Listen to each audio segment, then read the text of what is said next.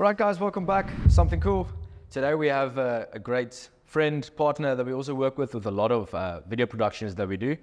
He works with major big companies. His name is Luther from Yellow Lemon Media, also has his own production house, does great music videos, live events. There's a lot of the things we'll link down below. You can go take a look at those. So Luther, thank you very much for joining us today. Thank you, Michael. Hello, Tristan. Oops. Don't worry, everyone makes that mistake. Yeah, it's fine.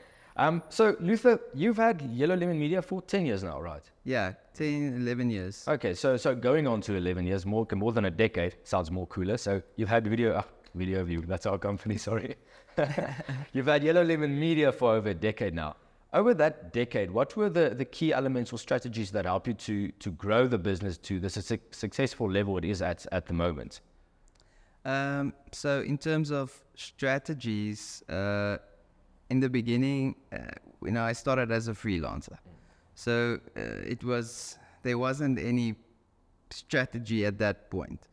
I had to sort of just produce content on my own in order to get a portfolio together to sort of present to clients, potential clients, and sort of grow from there.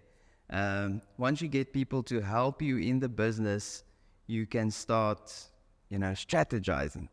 Because in the beginning, it's just fighting to get somewhere where you can implement some, plans. How long did you continue just producing content until you actually realized, okay, if I want to become a company or grow on a scale, I need to stop doing a freelance and run a business? When did that line? On which year did that happen?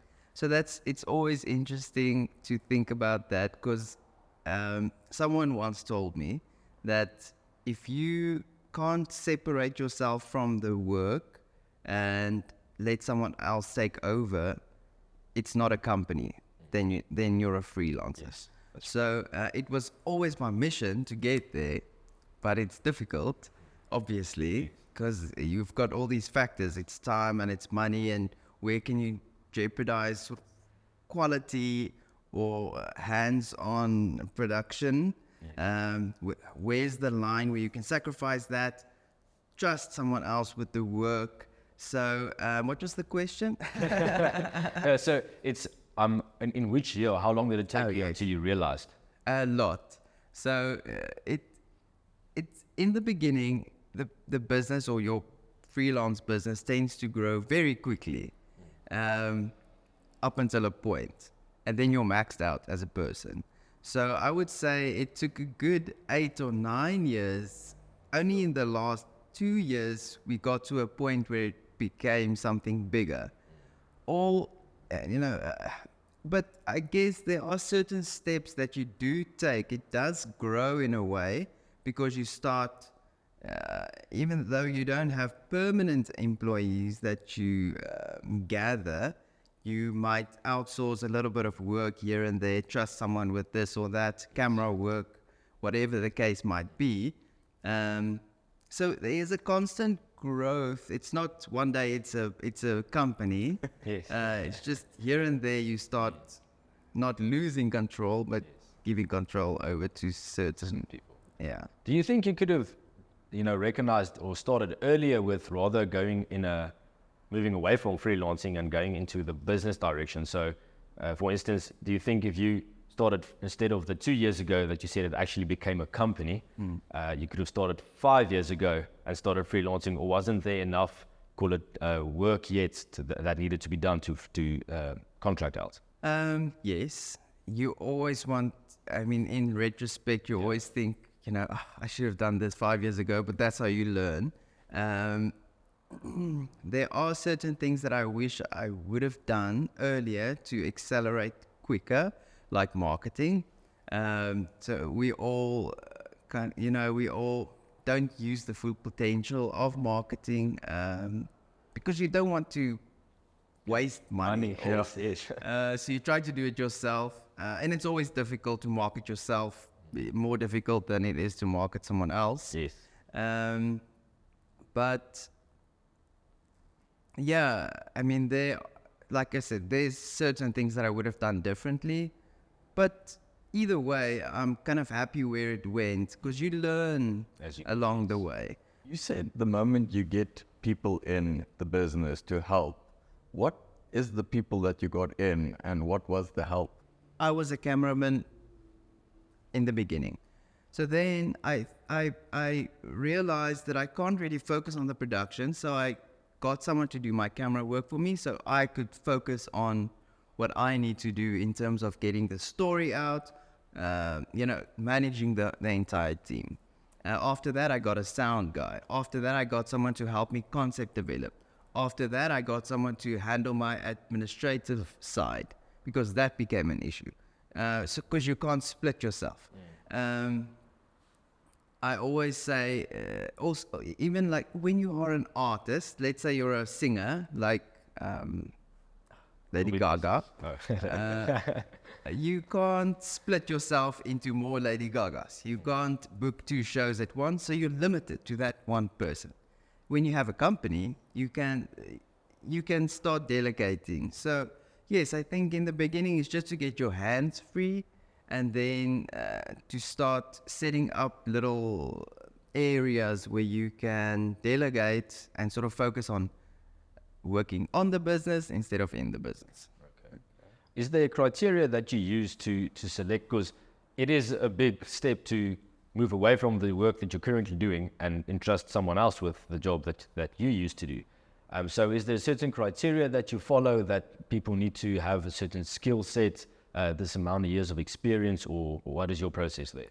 Yeah, it's not really a specific set criteria, but we do screen people, check out their portfolio. Yes, years of experience, but more where they are now. Even if they have qualifications, it's not a must, but it's nice to have.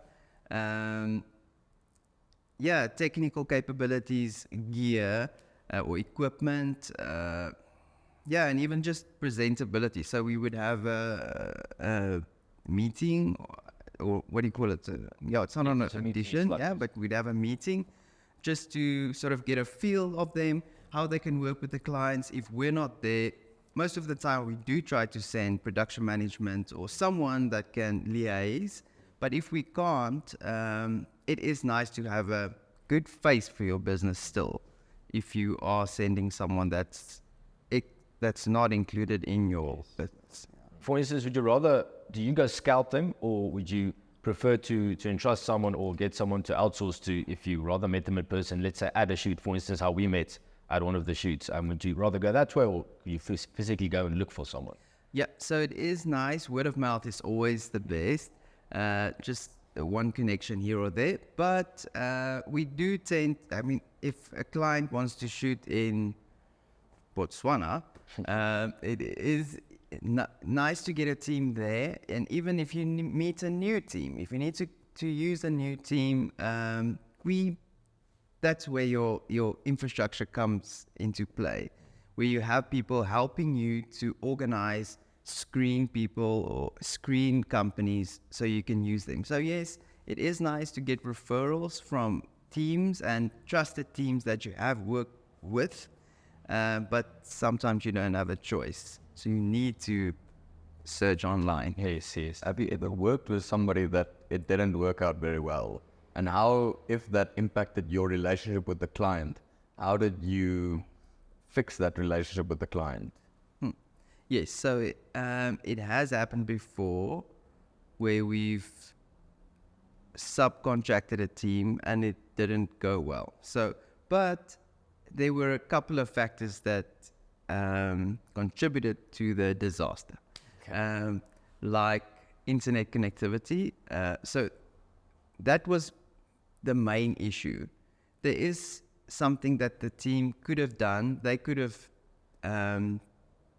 taken a backup router or service provider, internet service provider, but you can't think about there's only so many that you can use. So if you have 2, Vodacom and MTN, and there's no signal, what do you do? So we kind of played it towards that, because that was the main issue. So it wasn't necessarily the production team, but there were Yeah, because it was one major thing, so all the little things were also twice as bad that it actually was. Yes, but the major issue kind of shadowed all the other. So I think it's just the way that you speak to your clients and just assure them that the quality is still there and that you can still deliver. Think of another way to approach the problem. Let's say you do need to deliver something live, which was the case. Try to let them understand that they can still post afterwards, and you do more. You go the extra mile to make up for your mistake. So you have a lot of projects going on that happen at the same time. For instance, like you said, one Lady Gaga can't do 2 shows. So if you have, let's say, 2 or 3 projects on at the same time, we know that you don't go to all of them, but how do you manage them to make sure that they all go accordingly and that the producer's there and there's no bad internet connection, as an example? What is that process for you? Okay, so we try to brief as thoroughly as possible. So we've set up a template for our briefs, but we adjust them according to the job. So first of all is to have someone preferably on site there, even if it's just a production manager or someone that can liaise. If there are more than 3 or 4 and we don't have anyone in-house, we might again look for someone that can assist, brief them accordingly, and thoroughly. That's the main thing. If you have everything on paper, you try to eliminate any Uncertainties. Yes. So main thing is to brief thoroughly. And it's always nice to have someone there, but like you said, you can't always have someone. Again, find someone that can represent your company in a good way, even branding. So if you can supply them with any branding equipment, do that. Unless your main client, if they want you to work under their hat, Yes. comply.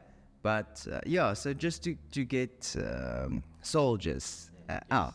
So you have someone that's representing you, keeping everyone safe and happy.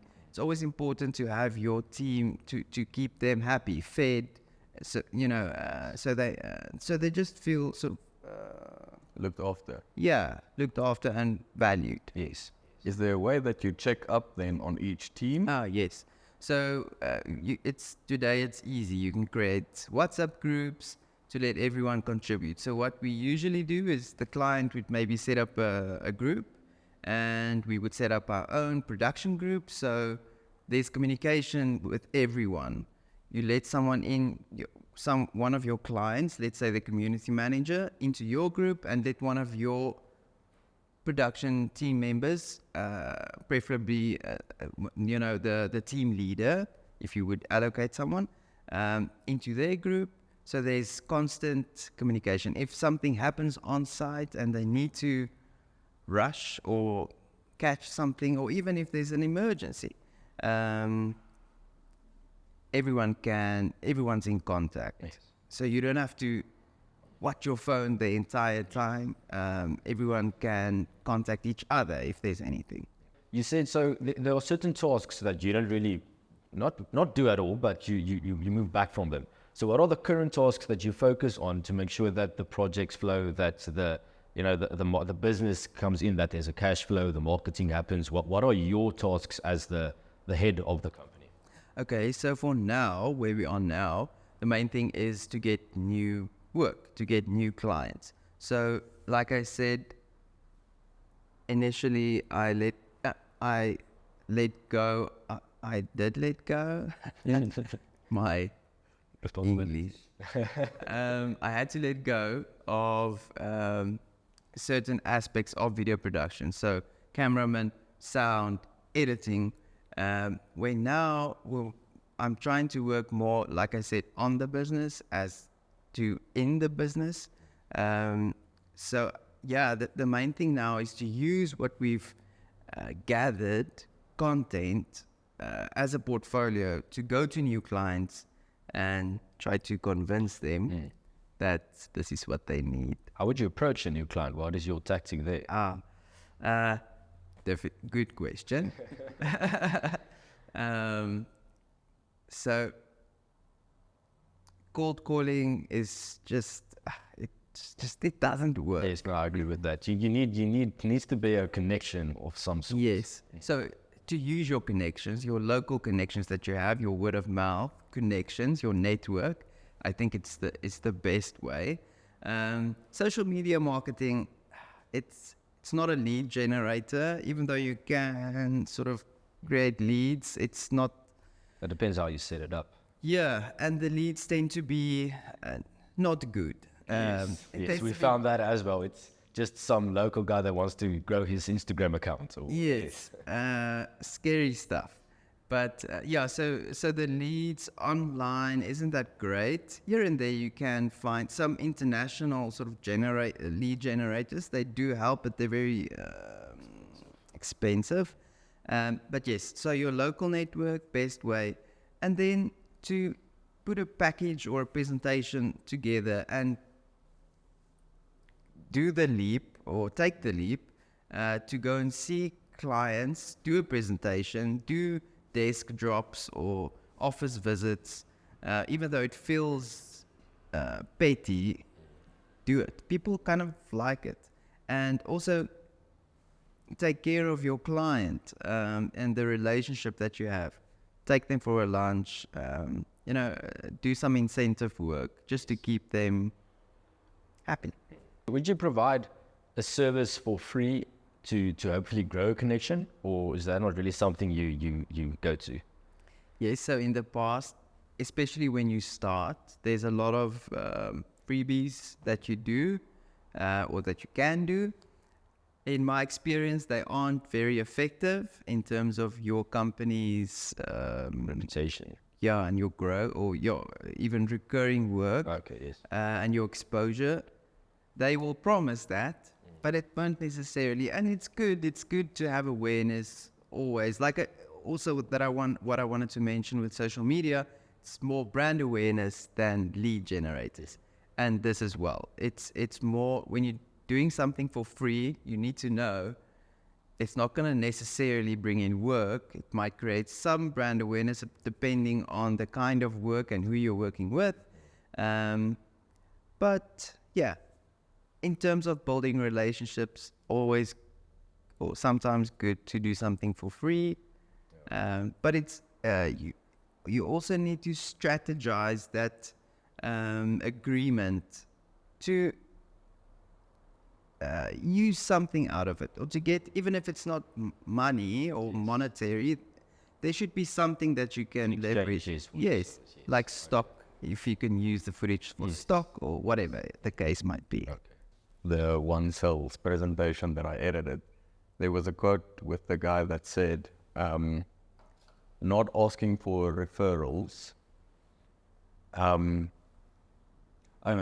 It says, cold calling is God's ways of punishing you for not asking for referral. And when I heard that, I'm like, that's not good. So now every time I'm like, do you have can you? And he also said an interesting thing. He said, don't ask to be or referred. He says, introduce me to the people. He says, for instance, now if somebody phones you, listen, hi Luther, I got your number from this and this person, would you like an extended car warranty? Yeah. And then you're like, yes, that little shit, he gave my number away. Yes. But if that person phoned you and said, Luther, I met these two guys that did excellent videos, give them a call or they're going to call you. Then the person introduced the person. And I feel that's a nice way to connect with people. But cold calling is not an option anymore. No. It's always nice if you have just a foot in the door. It's not to take advantage of a lead or one of your clients, but it's just nice to, tell the person that I'm going to do the presentation for that we've spoken, or something, just to know that also that you're not trying to hard sell or cold call these people. It's just to create like an introduction. just to They at least know you're coming their way. Yes, that's Yes, not out of the yes. blue. Yes. I think the problem is also with the cold calls these days, especially with Truecaller. If you call too many people, they mark you as spam. So whenever you call a legit business to actually talk to the client, then on Truecaller you're going to pop up as a spam call. They won't answer you. Yeah. So I also think that's one major problem. same with emails. Yes. Can't email too many people at once. Yeah, so the trick we've learned there is that if you do email marketing, don't use for instance, mine is michael@videoview.co.za. Don't use that one to market your videos, because then your email will be marked as spam. But if you go to like MailChimp and then for instance, you create a secondary email, let's call it videos@videoview.co.za, and use that email, then that's a different story. At least your email won't be blocked as spam, at least. Yes, an info or something. Yes, something like that. One last question. Your experience, everything that you gained over the decade that just went past, what is one valuable lesson that you learned or would like to share in terms of the growth, scaling up from freelance to becoming a business? What's that key element? The key element there would be not to scale too quickly. I mean, if you can, but I mean, if the opportunity presents itself, Yes. sure. But to take your time and not to try and not to rush, but also not to try and reach the point where you have this successful business. It's that phase, we tend to strive for that phase where it's do the work and grow as the work grows, or as the company grows. Yes. Don't try to, someone once said, if you want to catch rabbits, catch them first and then build their cages. Yes, the enclosure. Enclosures. Cages sounds terrible. So don't build a bunch of enclosures and then wait for your rabbits. Find them first before you start with the hassle of building their little houses.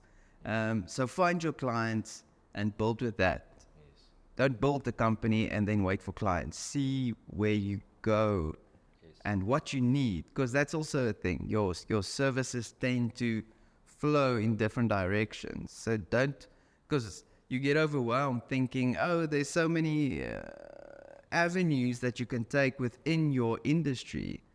So before you go running around like crazy, see what people need and take it from there. Yes. Yeah, I think the key element we can take away from that is it takes time. I think we all overlook that. We think, I'm going to jot down today for 6 months, and then month 7, I'm going to be a millionaire staying in Dubai. It doesn't work like that, unfortunately. We've tried it. It failed.